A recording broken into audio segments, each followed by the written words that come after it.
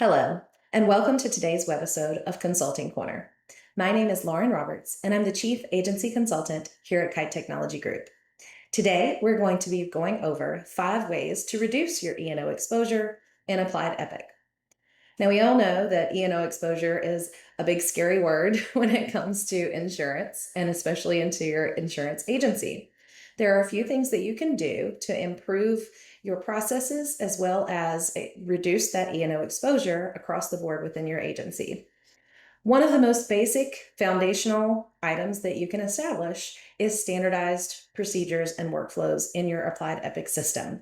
The way that this is going to help you reduce your E&O exposure is you will then know that everybody should be following the same process and procedure throughout the agency. That gives you the ability to audit those processes and workflows, as well as review reports for data accuracy. Some of the things you'll want to consider when you are establishing standardized workflows and procedures is what are the things that could potentially be an E&O exposure in your agency.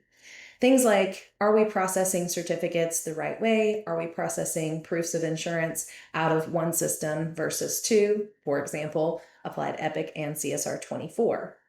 Do we have proper documentation, which we're going to dig into a little bit more? Establishing these workflows and procedures is going to ensure that across the board, everyone should be on the same page. So when it comes to, again, auditing and reviewing that information for accuracy, you have something to refer back to not only identify whether or not the workflow is followed properly, but also an ability to coach and train to processes that should be followed correctly in your system. 2 of the next ways that you can reduce your E&O exposure in Applied Epic go hand in hand and are related to documentation. The first way is by properly using your activities for follow-up and documentation.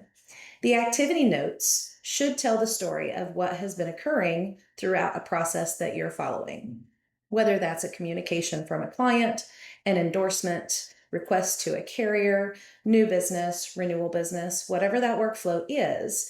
Your activity should always tell the story of what's been going on. And it should also show what is there to follow up on. Here, for example, we have a CHGL activity, which is adding a line midterm. Down in the bottom of the screen, we can see there are 2 open notes for this specific activity. Now, I should be able to look at those notes to see what's been going on or what do I have to follow up on. Now, of course, there's only a few notes because we're just using this for demo purposes today. But if you do click on the activity to open that up, you can easily see the story by clicking this hyperlink over on the right-hand side that says View All Notes. Once you click on that View All Notes, you'll be able to see all of the time and date stamps and the corresponding note for what has occurred on that day. Now you can see here that, the client called, wanted to see if there was umbrella coverage that was needed. So this person, me, said that we were quoting the coverage and we would send it once it was available for underwriter or once the underwriter had reviewed. Then you can see later that the quote was emailed to the client and we were requesting approval. So this tells me what's happened in the process so far, just from a high level. It doesn't need to be, a very detailed story, but it should show what's been going on. So instead of you having to go into the attachments, which we will get to later, you can see from a high level what is the story, what's been going on in your own words, and what is there to follow up on, if anything. So again, the activity notes should be your story. That is your backup. Say for example, there is a claim and we need to know if a vehicle was added in a timely fashion, what kind of coverage was added, different things like that. The activity notes are your documentation where we're going to look back and see what was the information, when did it happen, because again, these activity notes are also time and date stamped, and they also identify who actually entered that information. So the next thing that's really cool, if you're not familiar with the browser and some of the new features that are available, is that you can also drag and drop an email over from your email into a specific activity and get the option for some AI generated notes. So the next step of making sure that your documentation is there for E&O purposes and to reduce that E&O exposure is to make sure that all documentation is attached. Anything that relates to a specific process and that workflow should be attached to that workflow activity.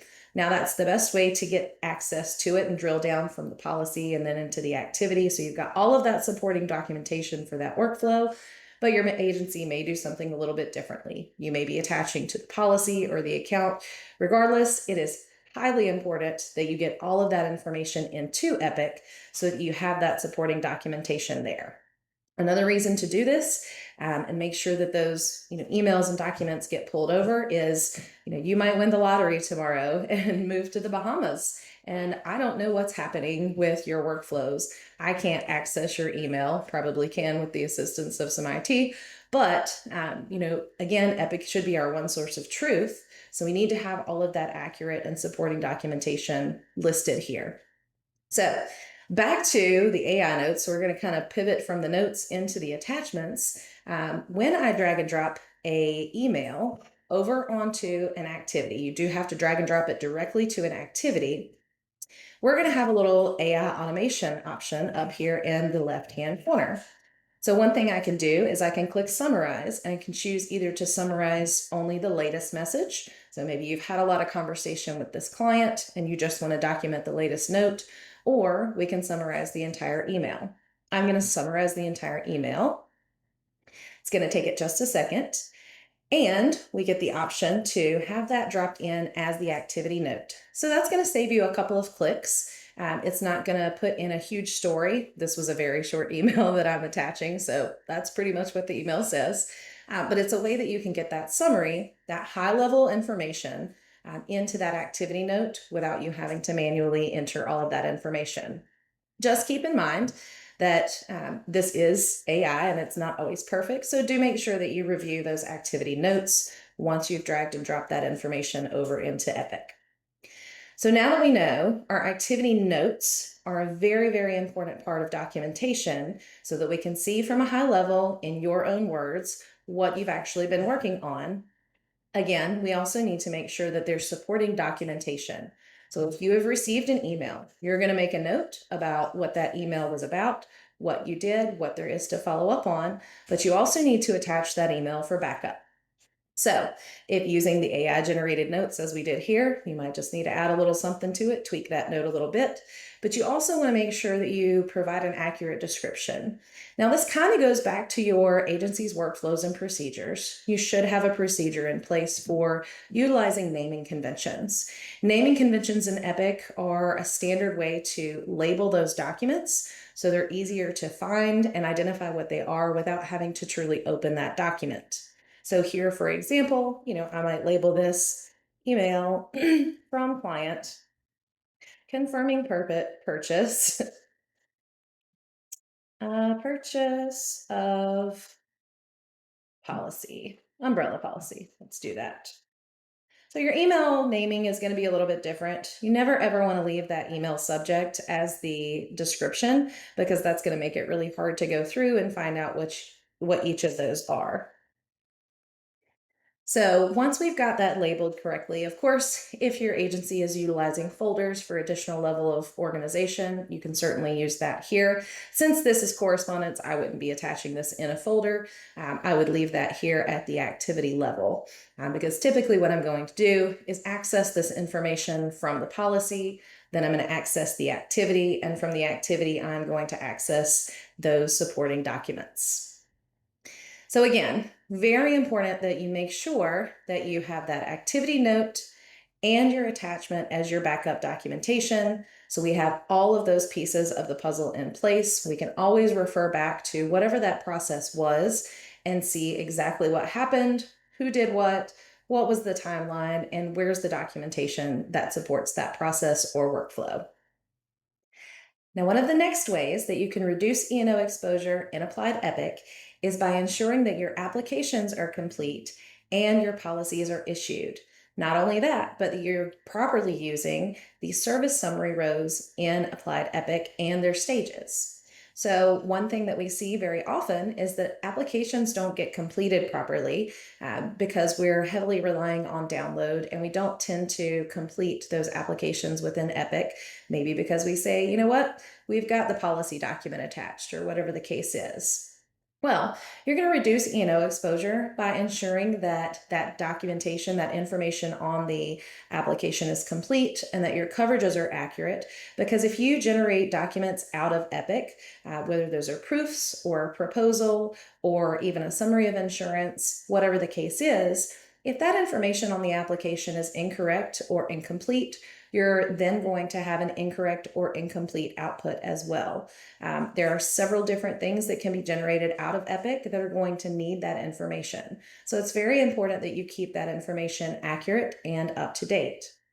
Now, I also mentioned the service summary rows and those stages that are in Applied Epic. Now, a lot of folks use your service summary row stages in different ways, but Applied Epic is a very E&O-driven program, and it provides some bumpers throughout the process to ensure that information is in its place and it's time and date stamped and things like that when things happen. So if you'll notice down at the bottom of the screen, this is a new policy, but is in an in-process stage. In-process service summary row stage means that that application is open for editing. So if I open this application right now, which notice this policy was effective in April and should have already been bound and issued and all of those things by now, right? But because this is still in process, I can come in here and I can change any of the information that I want. Now, you might be saying, well, that's really cool. I can just update it whenever I want. No, it's really not cool because your application can be changed at any time. When you actually move a policy into a submitted stage, once you've submitted information to a carrier, that locks down that application. So you now have a snapshot of that information that you are saying you submitted to the carrier. So if, for example, here, we submitted for a limit of $1 million, and for whatever the case is, they issued it at a lower rate.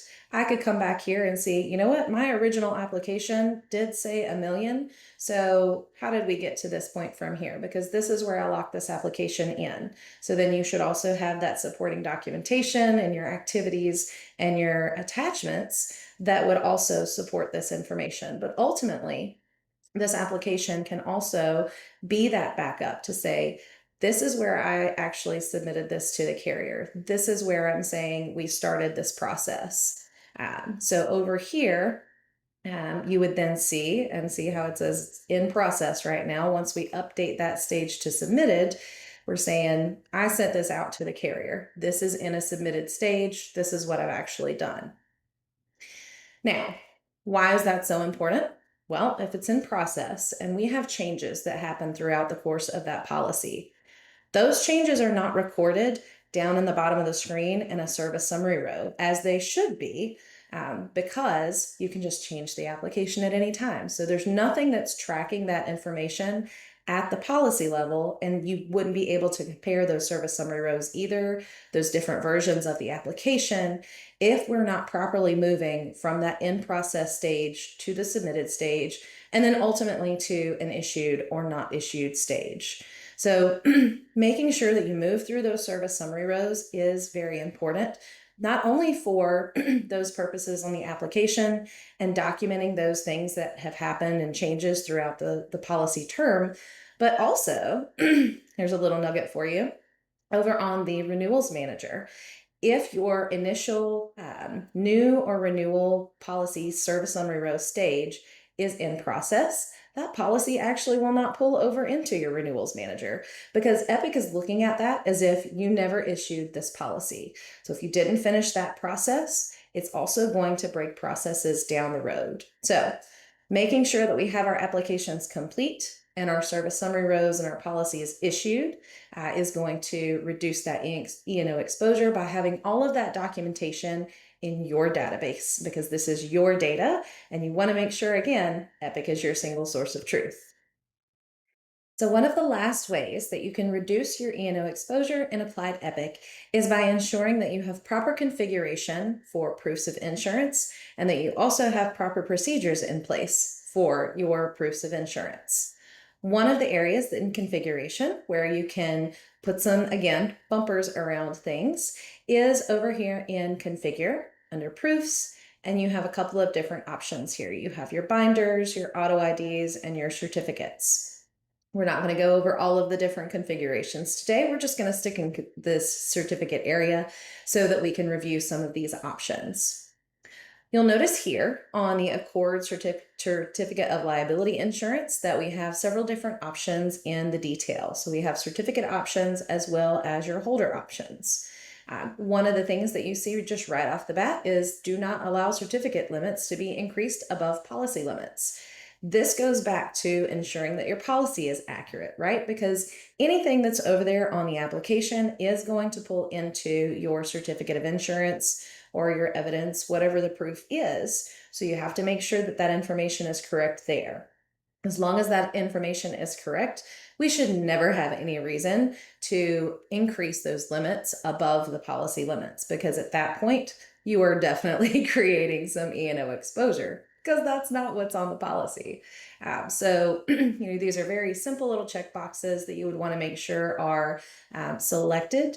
And I would definitely encourage you to review each of the options in this area. You also have some additional options down here, especially if you are issuing your certificates from Applied Epic.